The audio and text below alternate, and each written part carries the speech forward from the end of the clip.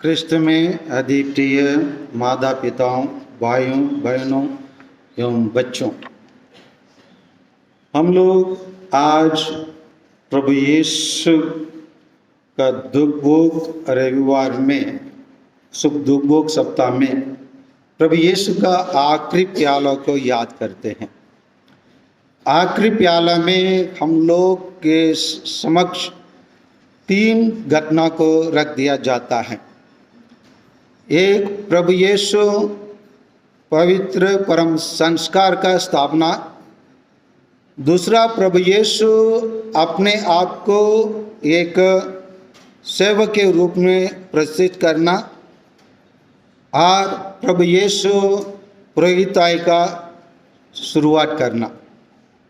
इस तीनों पर हम अगर गौर से मनन चिंतन करेंगे तो प्रभु यीशु इसे मात्र मानव जाति के प्रेम के लिए इन्होंने किया है। और इसी प्रकार ईश्वर मानव को प्यार कर सकता है और किस प्रकार वह कर सकता है, उसी के नमूना उन्होंने 2000 वर्षों के पहले अपने शिष्यों के साथ आखिरी भोजन करने के समय पर छोड़ के गए हैं। इन 3 बातों पर अगर हम विस्तार रूप से देखेंगे, मनन चिंतन करेंगे, तो हमें इन बातों या इन लाभों हम सबों के लिए मिलेंगे। क्या क्या लाभ मिल सकता है? अगर हम प्रभु यीशु के आखिरी प्याले के बारे में हम सोचेंगे तो प्रभु यीशु अपने हाथों में रोटी के लिए और अपने शिष्यों से क्या कहा? ये गेहूं से बनाई हुआ रोटी कहा है क्या? क्या कहा?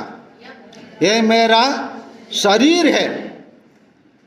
इसी प्रकार अनुमान और सोच दुनिया में कोई भी व्यक्ति नहीं किया होंगे, नहीं किए थे और नहीं भी कर रहे हैं कि वो एक गेहूं से बनाया हुआ रोटी के लेकर उन अपने शिष्यों को, प्रिय शिष्यों को बताता है, ये मेरा शरीर है और इन्हें ले लो और खाओ।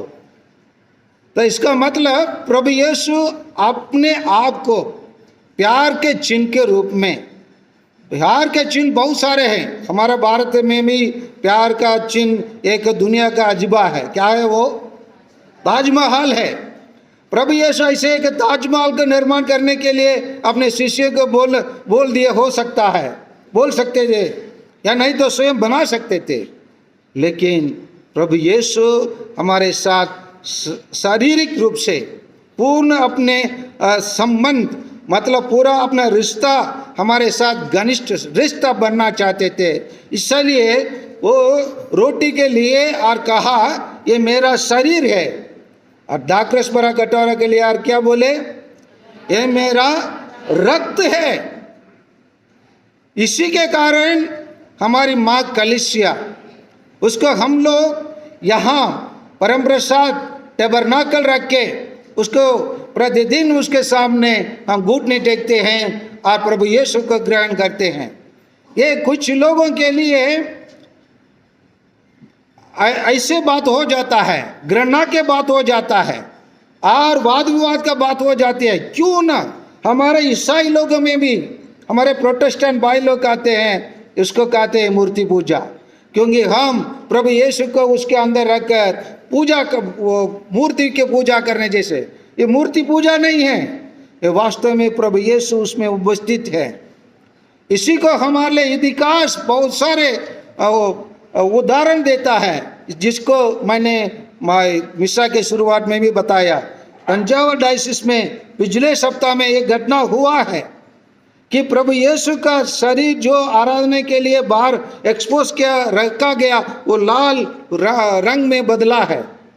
उस बात को छोड़िए, इस वर्ष जब हम लोग सब मेन बाट में गए थे, मेन बाट में गए और मेन बाट में पिछले वर्ष हम लोग आराधना करने के बाद, हम आप लोग देखे होंगे ना, बहुत बड़ा रोटी को हम लोग एक्सपोज करके रखते हैं। देखे नहीं देखे आराधना के टाइम पर देखे हैं। उसी का हम लोग निकाल के होने के बाद हम लोग वहाँ के टबरनाकल के अंदर रख दिए, फादर को बताए, फादर एक हफ्ता के बाद उसको आप कंज्यूम कर दीजिए, उसको निकाल कर लोगों के बीच में बांट दीजिए। किसी कारणवश फादर भूल गए। भूलने के बाद फिर हम लोग इस वर्ष गए थे मिसा चढ़ाने के लिए, उसी को हम खोज रहे थे, कहाँ है फादर वो प्रभु यीशु के रखने वाला वो बर्तन का। वो बोले वो तो उसके अंदर ही है।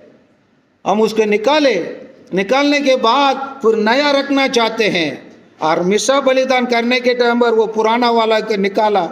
मैं स्वयं गाया 1 साल के बाद, कुछ भी अंदर मतलब पूरा होने के कुछ भी लक्षण नहीं पाया। जैसे प्रभु यीशु को हम ताजा में ग्रहण करते हैं, वैसे ही 1 वर्ष 365 दिन, सोचिए 365 के दिन के बाद मैं उसी प्रभु यीशु को जिसका टबरनाकल अंदर हम रखे थे उसको मैं स्वयं गाया हूँ, और उसका साक्ष्य मैं हूँ, मैं खड़ा हूँ। इसलिए उसमें वास्तव में प्रभु यीशु उसमें है।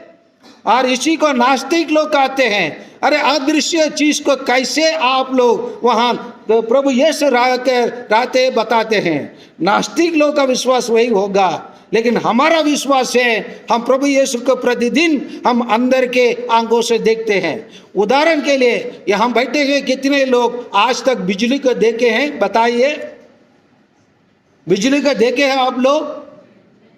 बिजली का परिणाम को देख सकते हैं, बिजली से होने वाला रिजल्ट को हम देख सकते हैं। बिजली है इसीलिए तो लाइट जल रहा है, लेकिन हाथ में निकाल कर यही है बिजली, यही है चश्मा, मैं बता सकता हूँ यही है बिजली, कोई बोल सकते हैं? बोल नहीं सकते हैं। उसी को हम देखते हैं, विश्वास करते हैं यहाँ बिजली है। अभी जब लाइट जलता है हम विश्वास करते हैं। उसी प्रकार प्रभु यीशु उसमें विद्यमान है, वो हमारा विश्वास है। ये विश्वास के कारण कैथोलिक कलीसिया कहीं भी किसी भी गिरजाघर में जब हम जाते हैं उसके सामने हम सिर झुकाते हैं, क्योंकि प्रभु मसीह वास्तव में उसमें विद्यमान है।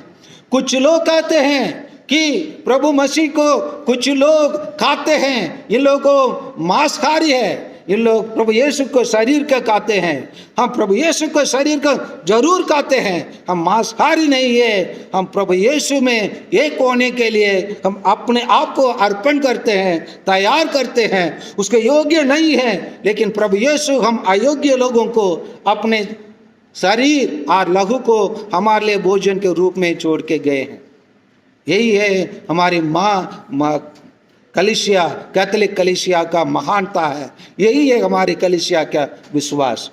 दूसरी बात है, हम प्रभु यीशु को देखते हैं। आज के उपदेश में प्रभु यीशु ने अपने चेलों को पैर धोने के बाद जाकर उन्होंने क्या कहा प्रभु यीशु ने उनसे?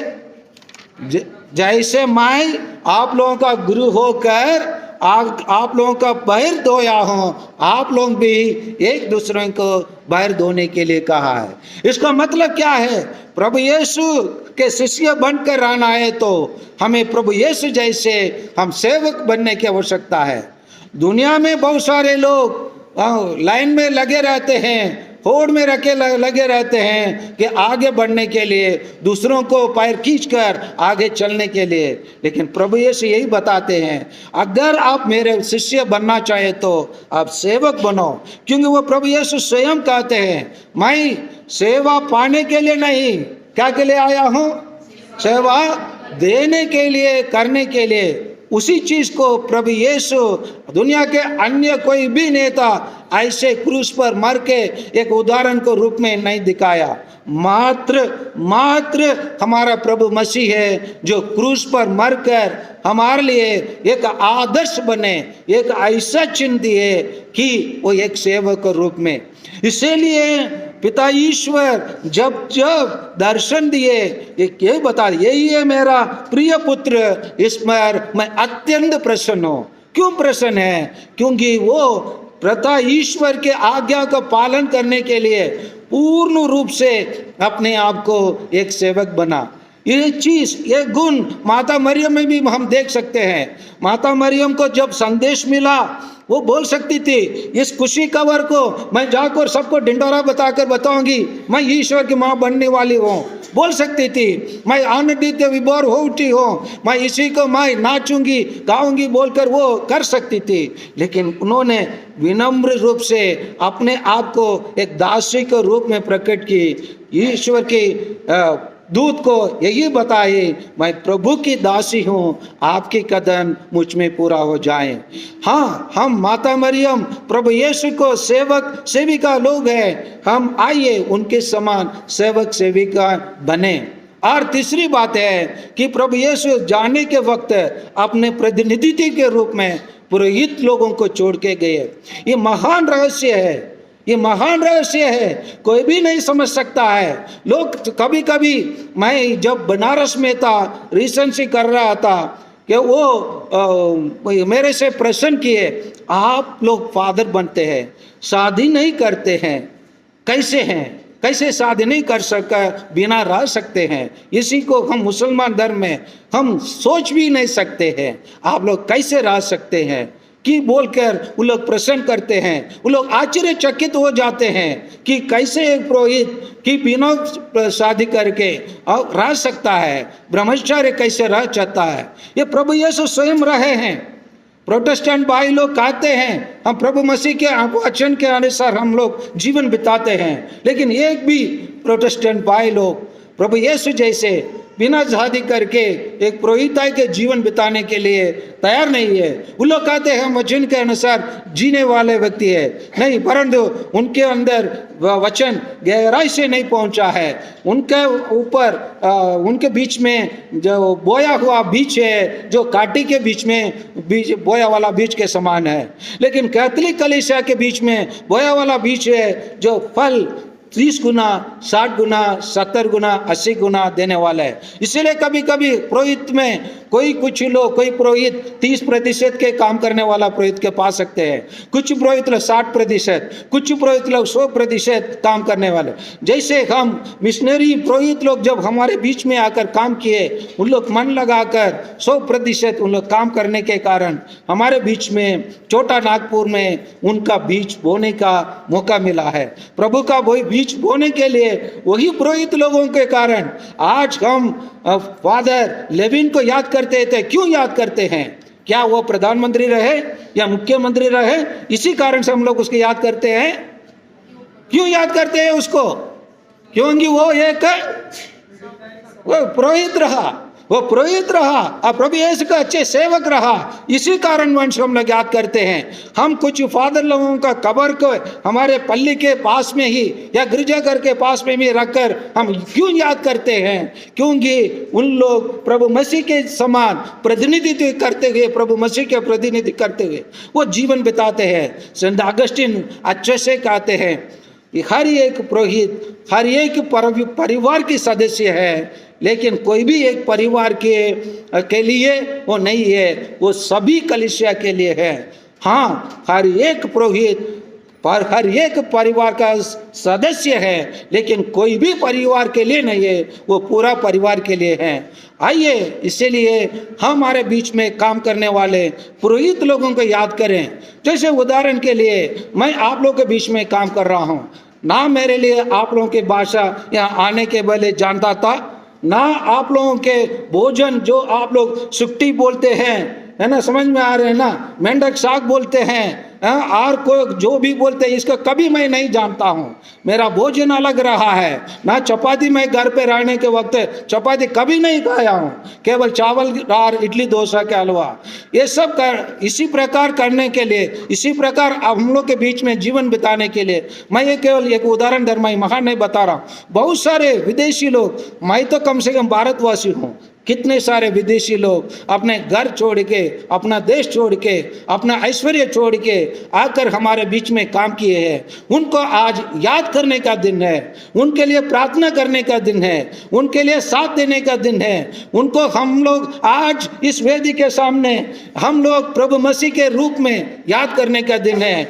आइए हम प्रति एक व्यक्ति हम ये 3 चीज को हमारे जीवन में याद करें। परम साथ में वास्तव में प्रभु यीशु है। इसका इंग्लिश में कहते हैं ट्रांसब्स्टेंशिएशन। ट्रांसब्स्टेंशिएशन मतलब वास्तव में प्रभु यीशु पूर्ण रूप से पूर्ण तरीका से, पूर्ण शक्ति के साथ उसके अंदर विद्यमान है। इसीलिए जब जब हम प्रभु यीशु प्रसाद को ग्रहण करते हैं, हम यीशु मसीह के ये ग्रहण करते हैं। इसीलिए जब जब हम प्रत्येक जन को मिशा बलिदान में भाग लेने के लिए मौका मिलेंगे, आइए दिल से मन से लाइन लगाकर आइए ग्रहण कीजिए प्रभु यीशु को। और जब जब हमको सेवा करने के लिए मौका मिलता है, हम अन्य गैर ईसाई लोगों के समान ना रहें, हम पहले रहे सेवा करने के लिए, हम दिखाए अरे भाई आप ये सब करने के लिए कहाँ से शक्ति मिलता है, बताइए मेरे प्रभु ये से मिलता है जो मेरे लिए क्रूस पर मरा है, जो मरने के टाइम पर अपना सब कुछ हमारे लिए छोड़ के गया है, अपने प्राण निछावर किया है, उसी मसीह से मुझे शक्ति मिलता है। उसी को मैं प्रतिदिन उसके शरीर के रूप में, रक्त के रूप में ग्रहण करता हूँ। और इसका प्रदान करने के लिए हमारे लिए पुरोहित लोग हैं, जो लोग अपने भाई बहन और अपने देश छोड़ के आकर हमारे बीच में काम करते हैं, इन लोगों से हम शक्ति प्राप्त करते हैं। इसीलिए हम ईसाई है, इसीलिए हम मेरे लिए गौरव है मैं एक ईसाई करने के लिए। मैं गौरव के साथ बोल सकता हूँ मैं प्रभु यीशु के लिए मरने के लिए तैयार हूँ, मैं प्रभु यीशु के समान काम करने के लिए तैयार हूँ, क्योंकि मैं जिसके पीछे चलता हूँ वो मेरा मसीह है और वो मेरे लिए आनंद जीवन प्रदान करने वाला मसीह है। उसी के मसीह, उस मसीह का शिष्य करने के लिए मेरे को डर नहीं है। मैं निर्डर से मैं इस दुनिया में रह सकता हूँ, काम कर सकता हूँ, अपने आप को एक ईसा मसीह के रूप में और प्रतिनिधित्व के रूप में मैं प्रकट कर सकता हूँ और अपने आप को मैं प्रकट कर सकता हूँ। मुझ में प्रभु मसीह विद्यमान है। आमीन।